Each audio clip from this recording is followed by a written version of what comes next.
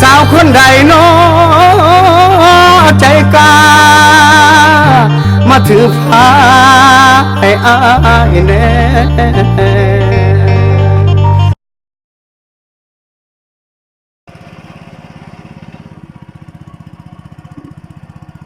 มื้อนี้เจาะไปหวานเหวันที่7 เดือนตุลาพี่น้องในเวลา 20:30 ติดตามด้วยพี่น้องเด้อ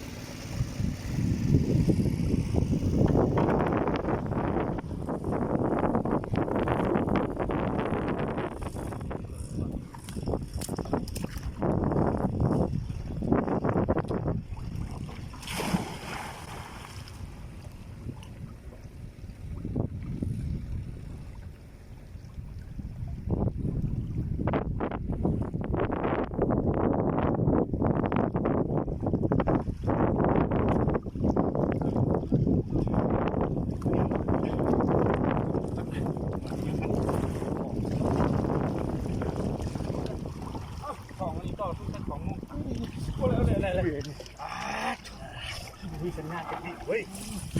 มันแล้วทุกคนเลยมาดูกันนี่ดีก่อนมันของยังป่ะ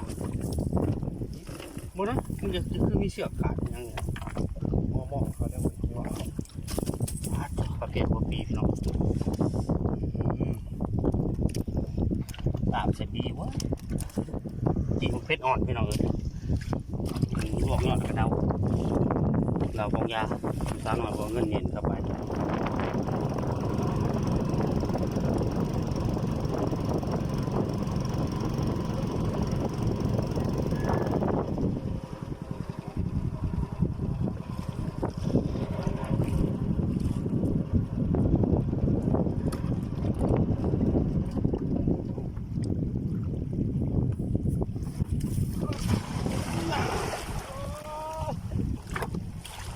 ตกญาติป้าออกญาติป้าออกน้ำหมดท่านไหลเลยไอ้สูงมันน่าเสียหักเลยบัด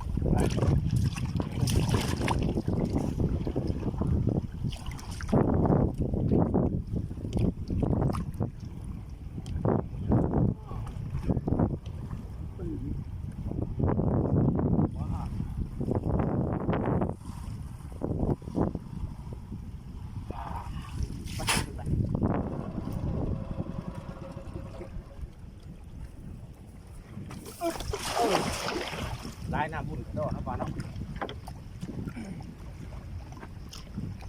ปีนี้บริการเป็นเสียงเลยอะไรเบอร์ชีวิตเลย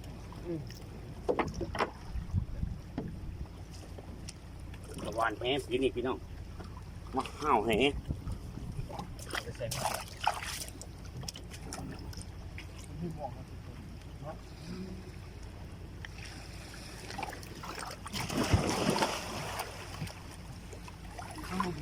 เป็นหีบเป็นชอพี่น้องเป็นคุ้มเป็นผับน้ำแห้งในหัวหินสูง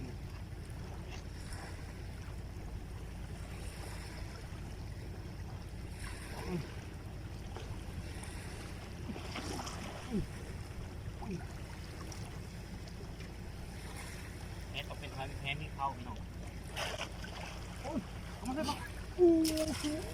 มาเลยลึกแท้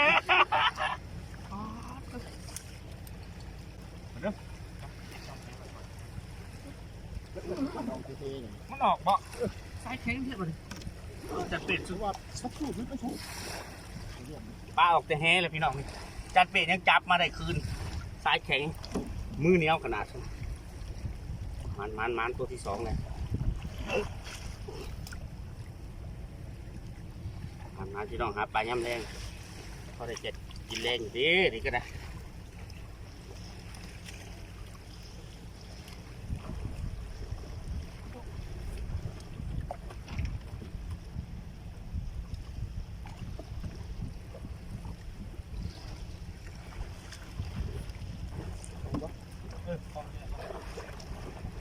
วาดเองหมุดเองได้พี่น้องเพิ่นหายไปหมุดนั่นเพิ่นมันเสียนไปเสียนมันเลยมือไปมือมัน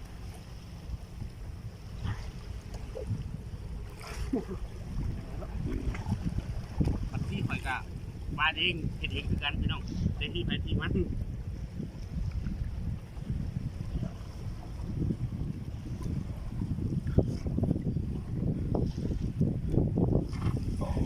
กำบอกจับเขาก่อนแล้วก็ได้นะบ้างได้แห้งสุดแห้งพี่น้องทำไรแห้งสุดเลย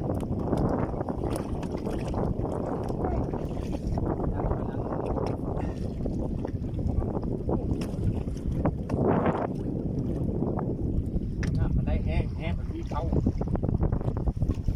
ต้องเก่งนี้พี่น้องจังไร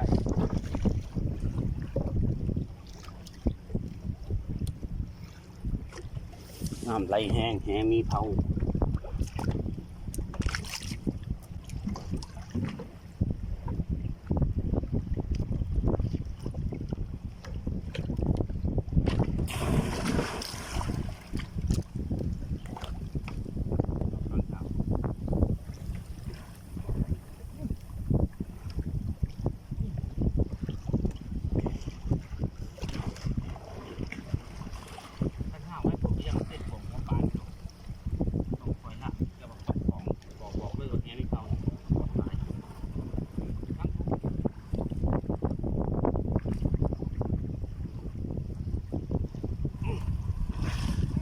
เสียบปลายเลยเสียบปลาบอกเสียบปลาบอกดีมาเลยพี่น้องมาเลย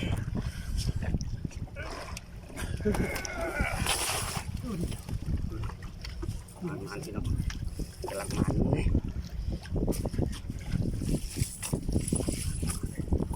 อยู่น้ำแห้งขนาดเนาะว่าถ้าพูดน้ำบ่ได้เดี๋ยวบริกินเลยตัวปีมันน้ำแห้งแล้ว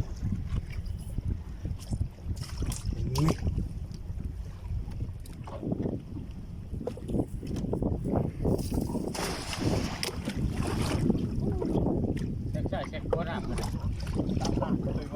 ลูกหมากลงหัวลงตักมายังไงลูกหมาก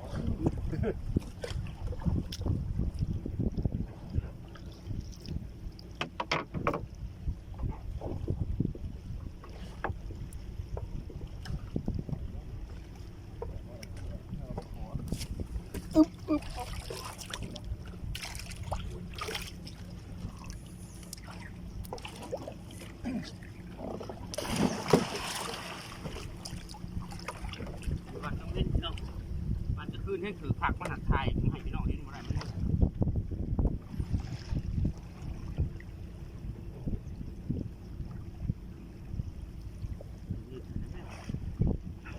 มองบ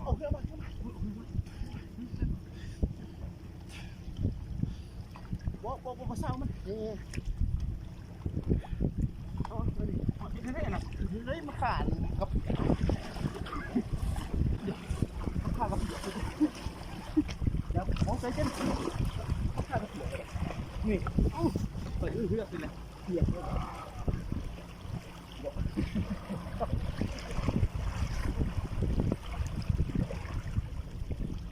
เป็นเนี่ยพูดถึงกันแล้วนะ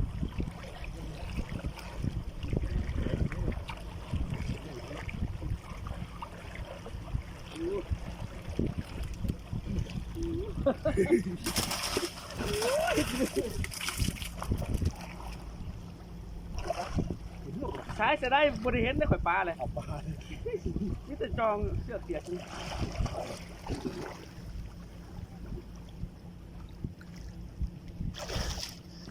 เห็นบ่สายจะได้บ่ พี่เดี๋ยวมาเลยมันดึกกระสึก ทำงานเป็นที่ดีแล้ว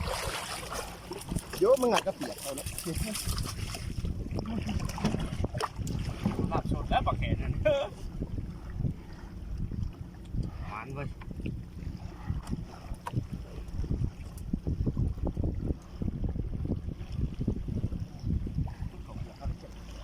เอาไปยังพูดเลยครับผมเลยมันยัง มันเนี่ยนะ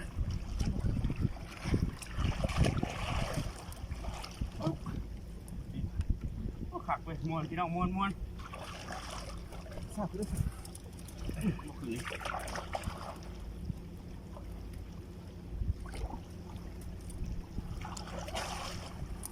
เป็นเลย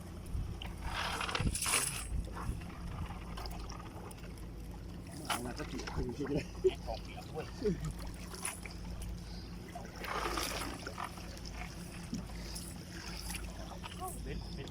มันงัดกับภูเขา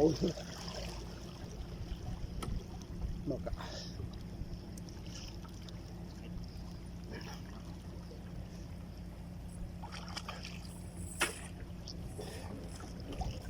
ไม่กับพ่อใหม่เนาะ นี่พี่น้อง ยืน ลาบสดสายแข็งคุณเราจังได้กินปลาพี่น้องเลย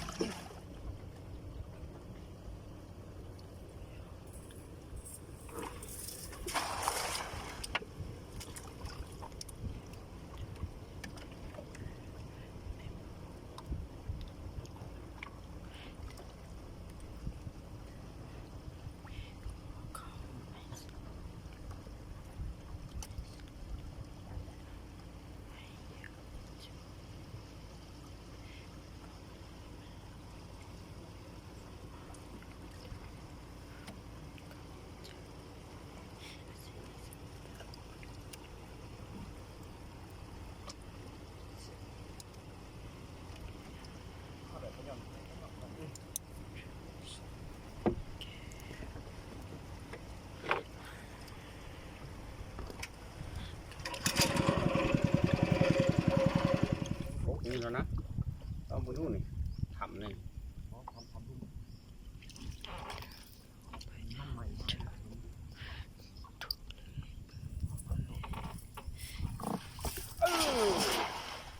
เรียกขาดมึงจากบ้าน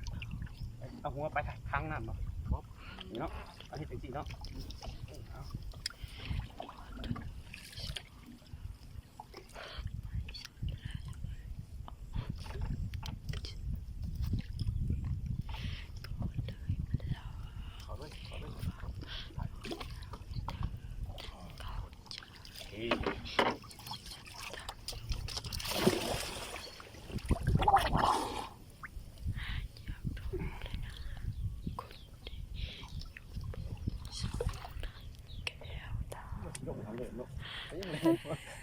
ชอบบรรยากาศแบบเป็นไ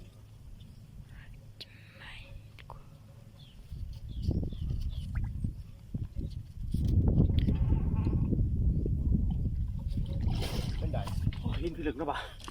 ลิ้นเป็นซอเป็นซอ ไปวางเครื่องข้างในแล้วมันพอ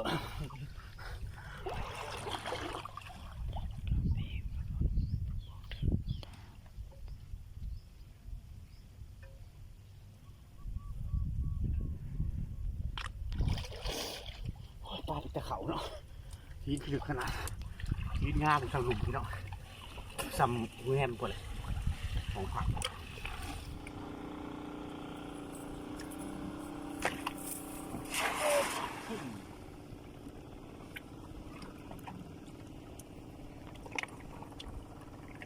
ตักมันอ่ะลมแห้งทำไมผมใส่ได้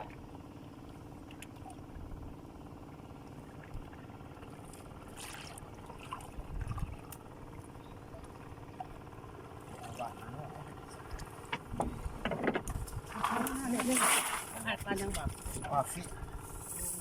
ใช่ปลาฟิ รุ่นมันจะหนึ่งพี่น้องมาเด้อ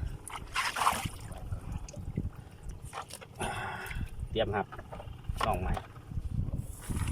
หลับแรงเนาะ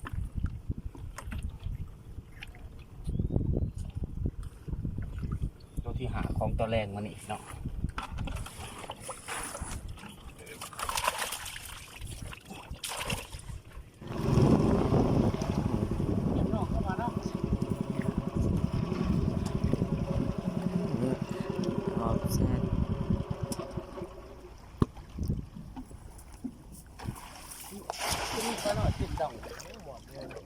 มีประคบจากตัวผมก็น่ากินดอง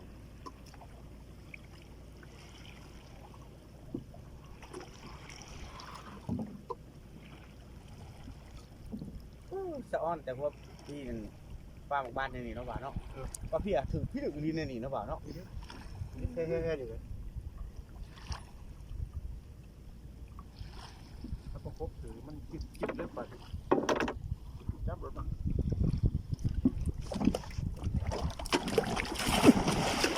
ดำก็ลงเลย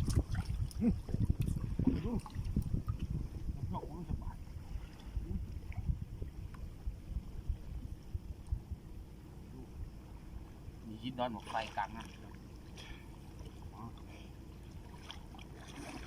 ดอนไฟกลางนะเลย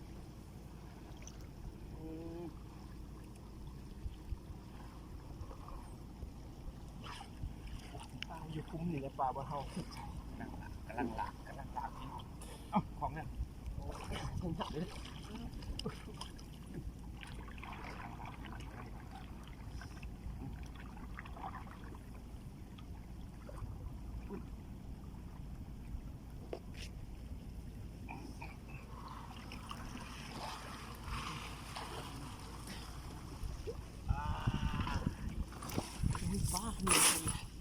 สรุปพี่น้องปลาแขใหญ่ปลาเพีย4 ตัว